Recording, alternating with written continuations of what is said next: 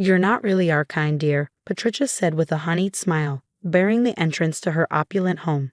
The glow of the Christmas tree flickered through the grand bay window behind her, illuminating a dining table set with polished silver and heirloom china. "We prefer to keep our Christmas dinner intimate." I stood motionless in the snow, the homemade apple pie cradled in my hands, its warmth quickly leaching into the frigid December air. My breath curled in misty tendrils before me. Beside Patricia, my husband James shifted uncomfortably but said nothing. The silence was deafening. "My name is Olivia." I was 32, and this was supposed to be my first Christmas with my husband's family. We had been married for 6 months, but despite my efforts to bridge the gap, the Harrisons had made their disdain clear. A simple girl from a middle-class background was not the future they had envisioned for their golden boy. "But James and I are married," I said, steadying my voice, determined not to waver.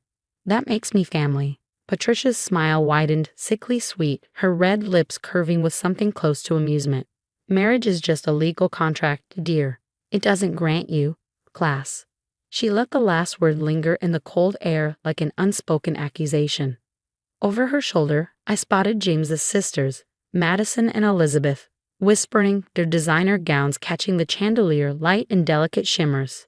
His father, Richard, stood by the fireplace, his back deliberately turned. I turned to James, my heart lodged in my throat. "James?" He wouldn't meet my eyes. "Maybe it's better if you go home, Liv," he mumbled. "I'll talk to them. We can celebrate tomorrow, just us."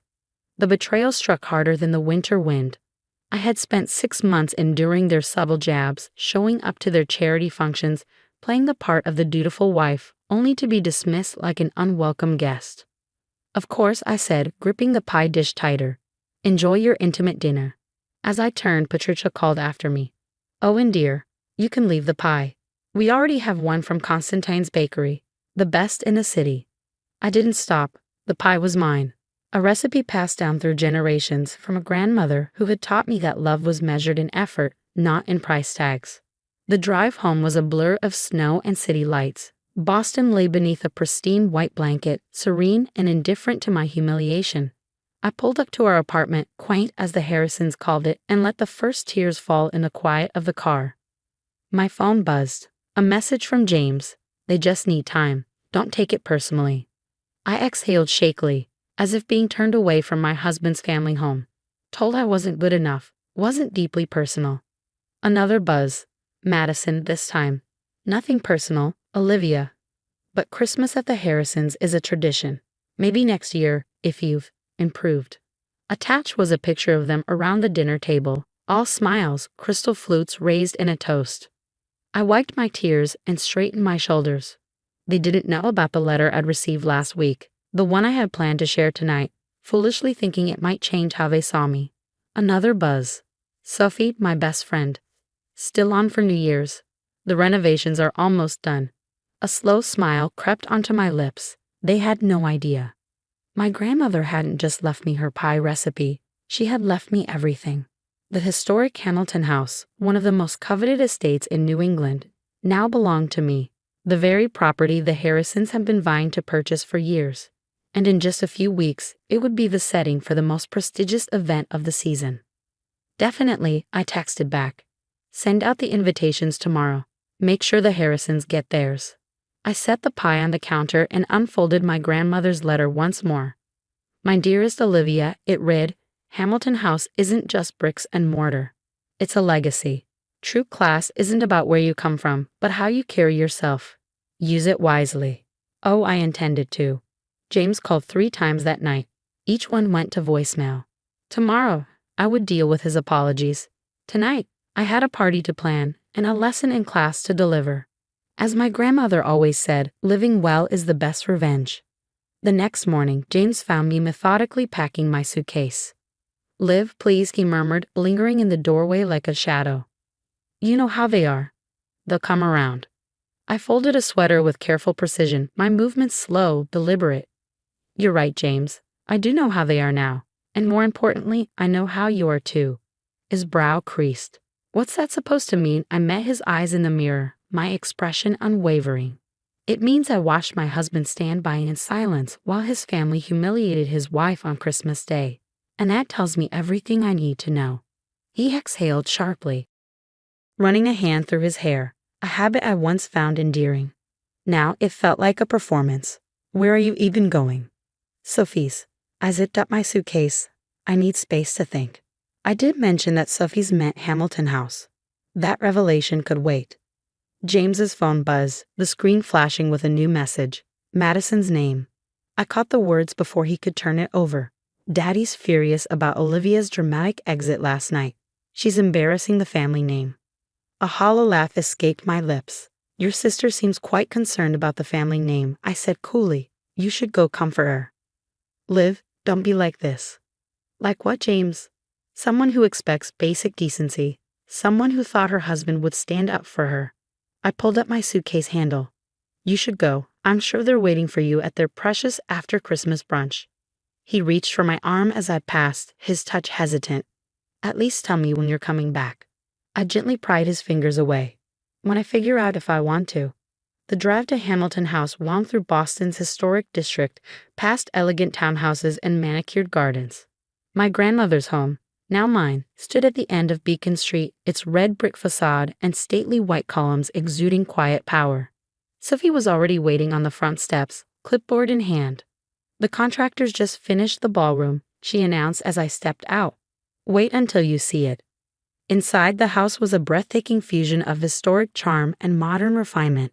Crystal chandeliers gleamed from carved ceilings, state-of-the-art lighting accentuating century-old artwork. The ballroom, framed by floor-to-ceiling windows and a marble fireplace, stole my breath.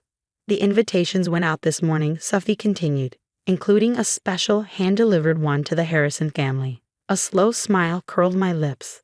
I could already picture Patricia's expression when she received the embossed invitation to the most coveted event of the season. The Hamilton House New Year's Eve party had been a Boston institution for decades, until my grandmother's illness put it on hold. Now, its revival was the talk of the city. Any responses yet? Sophie glanced at her phone. 3 already, including Elizabeth Harrison. She called twice to confirm it wasn't a mistake. Oh, it's no mistake. I ran a hand along the mahogany banister as we ascended the grand staircase. They wanted class. They'll get it. The RSVPs flooded in over the next few days. Politicians, art collectors, socialites. James called daily, his messages growing increasingly bewildered. I let them go to voicemail. A week before New Year's Eve, I was reviewing the catering menu when the doorbell rang. Through the ornate glass panels, I spotted Patricia Harrison standing stiffly on my porch, clutching the invitation as if it might burn her fingers.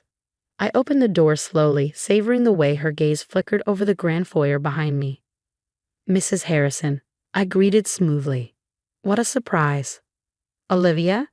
Her eyes darted from me to the house. What are you doing here? I leaned against the doorframe, unhurried. I live here. Would you like to come in? The contractors just installed the new Italian marble in the conservatory. She hesitated before stepping inside, her designer heels clicking against the polished herringbone floors. But this is Hamilton House. It belongs to my grandmother, I supplied. And now it belongs to me. Shock, disbelief, and then something close to panic rippled across her face. You're Eleanor Hamilton's granddaughter. The very same. I gestured to the drawing room, where framed photographs of my grandmother and me graced the mantel.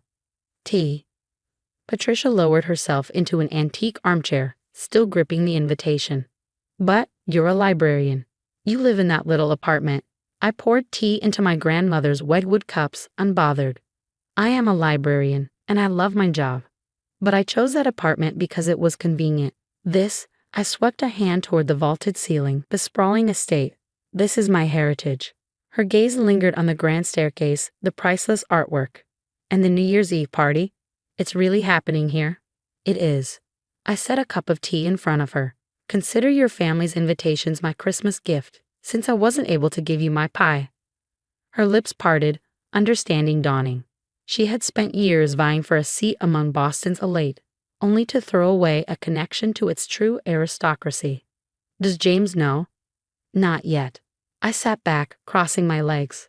I had planned to tell everyone at Christmas dinner, but, well, we know how that turned out.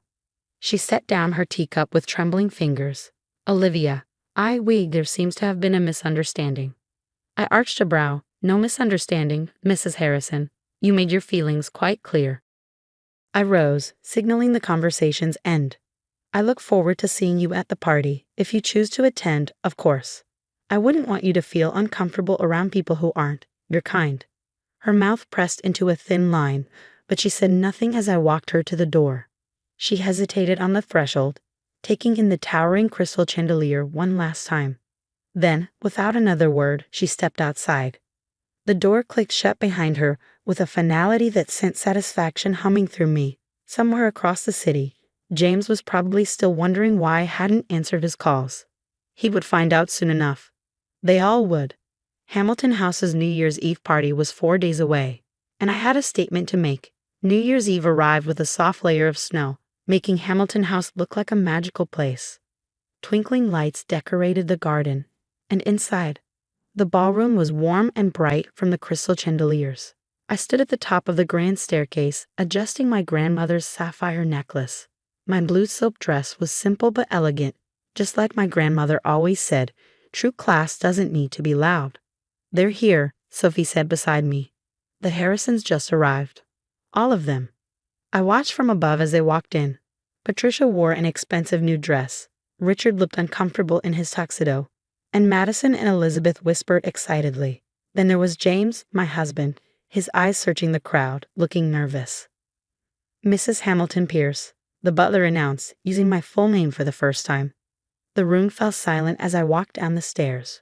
James's face showed shock, confusion, and then understanding. He started to move toward me, but Sophie smoothly stepped in his way. Welcome to Hamilton House, I said to everyone. My grandmother loved this party. She believed in bringing people together to celebrate new beginnings. Tonight, we continue that tradition. The evening was lively. I greeted guests, shared memories of my grandmother, and watched as many people came to pay their respects to Eleanor Hamilton's granddaughter. The Harrisons stood in their own little group, watching everything. Finally, James managed to reach me. Why didn't you tell me? He asked quietly. I tried, I said. I was going to announce it at Christmas dinner, but I wasn't good enough for your family's table. Liv, I'm so sorry. If I had known. That's the problem, I interrupted. It shouldn't matter who my family is or what I own. You should have stood up for me because I'm your wife. Before he could answer, Patricia appeared. Olivia, darling, she said sweetly, as if she hadn't thrown me out of her house a week ago. What a wonderful party. Just like your grandmother's. You know, I always admired Eleanor. Did you? I asked with a polite smile. Funny, she never mentioned you. Patricia hesitated. Well, we were in the same social circles. My grandmother welcomed everyone, Mrs. Harrison. She taught me that true class isn't about money or status. It's about how you treat people. I looked at both her and James.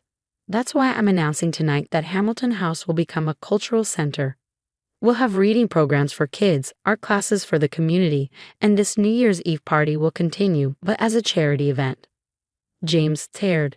You're opening the house to the public, to everyone, I said. No one will be judged for who they are. Later that night, just before midnight, James found me in the library, my grandmother's favorite room. I've been a fool, he admitted.